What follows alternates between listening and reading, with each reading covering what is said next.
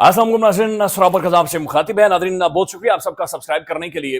नाज़रीन, एक नई ग्रेट गेम अनफोल्ड हो रही है पाकिस्तान के इर्द गिर्द, और अमेरिका ये कह रहा है कि मुझे अफगानिस्तान के अंदर बगराम बेस चाहिए। बगराम अमेरिका की अफगानिस्तान के अंदर सबसे बड़ी बेस थी, और अमेरिका कहता है कि मैंने बिल्ड किया था, लिहाजा वो बेस मुझे वापस चाहिए। अचानक से अमेरिका 4-5 सालों बाद दोबारा से जाग रहा है और कह रहा है कि नहीं नहीं, मुझे बेस चाहिए, मुझे बेस चाहिए। अफगानिस्तान का नाज़रीन जवाब आया, उन्होंने कहा भाई 1 इंच जमीन भी तुम्हें नहीं देंगे, 1 इंच भी नहीं देंगे, और अगर इस दफा तुमने इस तरह की कोई हुल्लड़बाजी हमारे इलाके में आकर शुरू की तो फिर अंजाम जाहिर है बहुत ज्यादा बुरा होगा। अमेरिका अफगानिस्तान में कर क्या सकता है, ये आपके सामने रख देते हैं।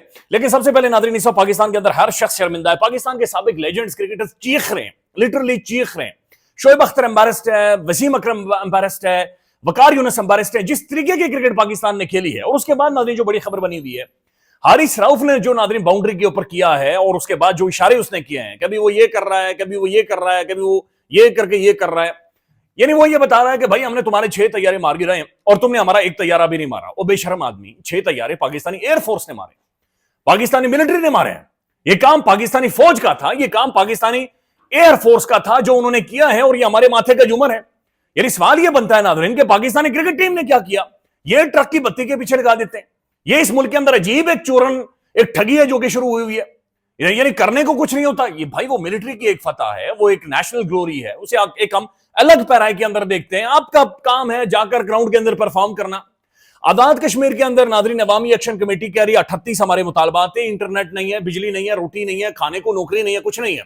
तमाम तर पॉलिटिकल पार्टीज, 4-5 साबिक वुज़रा सुदूर सब खड़े होकर जनाब कह रहे हमने इंडिया के जहाज मार गिरा, हमने इंडिया के जहाज मार गिरे। भाई खुदा का खौफ करे यार, हर बंद यानी जिसका जो काम है उसने करना नहीं है, और सिर्फ इसी चीज को लेकर अवाम को रख देना नहीं। भाई वो क्रेडिट है पाकिस्तानी एयरफोर्स का, वो क्रेडिट है पाकिस्तानी मिलिट्री का, वो क्रेडिट है पाकिस्तानी कौम का एक नेशनल सिक्योरिटी के पैराए में। वो नेशनल जो नेशनल लेवल का हमारा जो सिक्योरिटी कंसर्न था, ये उसकी एक अचीवमेंट है, ये अलग तरह की हमारी ग्लोरी है। यानी वहां एक तरफ अंदाजा लगा रहे हैं, यानी आप खुद सोचे ना, 25 साल का लड़का है अभिषेक शर्मा नाज़रीन, वो दुनिया के बॉलर्स को खाता है, वो उधेड़ता है, यानी छोड़े पाकिस्तान को, वो बख्शता ही नहीं है। उसके अंदर डर खौफ आउट होना वो भूल गया है। मैक्सवेल शेक्सवेल को दुनिया भूल गई है, अब सिर्फ ये अभिषेक शर्मा है। ये नाज़रीन निगलता है, ये चबा जाता है बॉलर्स को। एक तरफ वो पहले जा रहे हैं, मार मार के उसने भरता बना दिया इनका, और दूसरी तरफ ये कह रहा है ये अजीब व गरीब किस्म के इशारे और ये चीजें। अब इनके लिए नाज़रीन बाकायदा से एक खबरें आ रही है कि साइकोलॉजिस्ट पाकिस्तानी क्रिकेट टीम के लिए रखा गया था। मुझे तो शक है, पता नहीं साइकोलॉजिस्ट ने क्या किया, लेकिन इन्होंने साइकोलॉजिस्ट को पागल ना कर दिया जिस तरह की हरकतें कर रहे हैं। भाई ये आप लोग, अब वो है, अब हमारा जो बैटर है जिसने 50 बनाई, वो ऐसे जाके फायरिंग कर रहा है। यानी कल तक हम ये मुकदमा लड़ते रहे, दुनिया के सामने ये कह रहे हैं कि भाई क्रिकेट के अंदर पॉलिटिक्स को ना लेकर आए, क्रिकेट के अंदर नेशनल सिक्योरिटी को ना लेकर आए, तो आप कैसे इस चीज को जस्टिफाई कर सकते हैं। आज के बाउंड्री के ऊपर वो ऐसे करके जहाज उड़ा रहा है जनाब वो जो हारिस रऊफ है। नाज़रीन हमें देखने की जरूरत है, या तो हमारी डबल स्टैंडर्ड ना हो, या कोई क्लैरिटी के साथ एक चीज बता दें। यानी कल तक हम हाथ ना मिलाने पर हमने झिड़का लगा दिया था कि क्रिकेट के स्पिरिट के खिलाफ है। आज जो कुछ हारिस रऊफ ने ग्राउंड के अंदर किया है नाज़रीन, वो भी क्रिकेट के स्पिरिट के खिलाफ है। आपका काम था परफॉर्म करना, आप गुडविल एम्बेसडर्स हैं, आप फौजी नहीं हैं, आप J-10C नहीं हैं, आप वो PL-15 मिसाइल नहीं है। आपका काम था वहां पर जाकर क्रिकेट खेलना, ग्राउंड के अंदर परफॉर्म करना, ग्राउंड के अंदर जाकर मंजी ठोकना। आपने वो नहीं किया, उसमें आप नाकाम हुए। नाज़रीन सूर्या कुमार यादव ने और ज्यादा जलील किया है, और ये किसी और को नहीं नाज़रीन मोहसिन नकवी साहब को जलील कर रहा है। ये मोहसिन नकवी के बारे में बातचीत कर रहा है, चूंकि ये हमारे मुल्क की वो क्रिकेट टीम नहीं है जिसमें शोएब अख्तर था, द ग्रेट इमरान खान था, द ग्रेट वसीम अकरम था, द ग्रेट सकी था, जिसका सईद अजमल था, जिसका मोहम्मद आसिफ मैजिशियन। तो भाई दुनिया, यानी वो जो हरबा करता था बैट्समैन के साथ, एम्बेरस कर देता था। अब मैं सूर्या कुमार यादव के नाज़रीन आपको स्टेटमेंट सुनाना चाहता हूं। उससे जब रिपोर्टर ने सवाल पूछा कि क्या इंडिया पाकिस्तान की क्रिकेट राइवलरी अभी तक मौजूद है, तो उसने जवाब क्या दिया। आपका कप्तान नाज़रीन बात ही नहीं कर सकता। भाई तू ना, दुनिया भर में ना नाज़रीन इस चीज की ट्रेनिंग्स होती है, उर्दू अंग्रेजी सिखाई जाती है, बैठना उठना सिखाया जाता है। वो टांगों में कैंची मार के ऐसे बैठ जाता है, और च्युइंगम नाज़रीन बबल इतनी ये खाते हैं, और इस मुल्क के अंदर सबसे ज्यादा अगर कोई प्रोटोकॉल एंजॉय करता है, अगर कोई फैम एंजॉय करता है, अगर कोई फाइनेंशियल स्टेटस एंजॉय करता है, तो वो सिर्फ पाकिस्तानी क्रिकेटर्स एंजॉय करते हैं।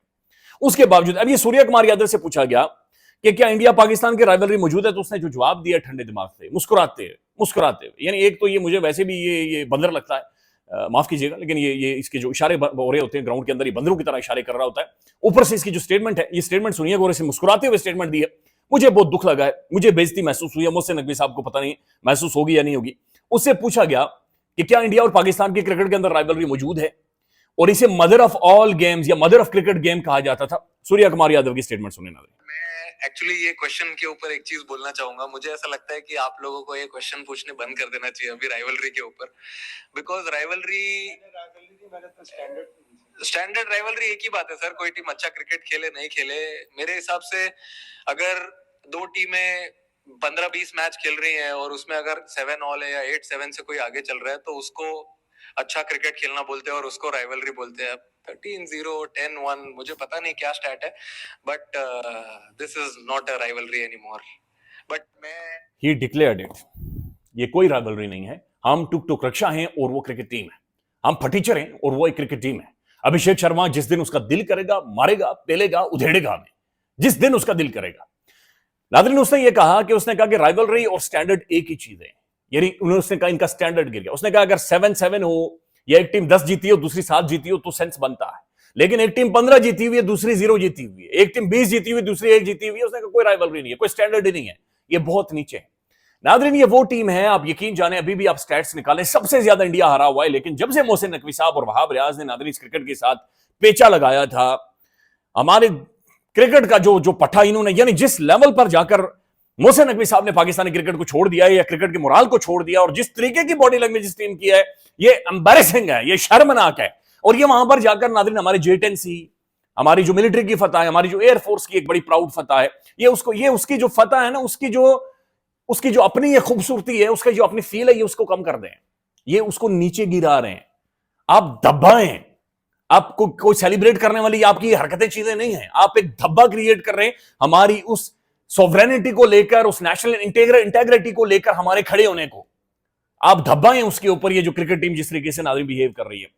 नादरीन, अफगानिस्तान की जानिब से स्टेटमेंट आई है। ट्रंप बार बार ये कह रहा है कि मैं बगराम एयरबेस लूंगा और मैं हर सूरत बगराम एयरबेस पर जाऊंगा। ट्रंप ने धमकी भी दी, उसने कहा कि अगर बगराम एयरबेस मुझे अफगानिस्तान नहीं देता, bad things are going to happen, यानी वहां बहुत बुरी चीजें होंगी अफगानिस्तान के हवाले से। अब इसके ऊपर नादरीन अफगानिस्तान की जानिब से स्टेटमेंट आई है, और ये फसीउद्दीन फितरत है, ये चीफ ऑफ द स्टाफ है अफगानिस्तान मिनिस्ट्री ऑफ डिफेंस के।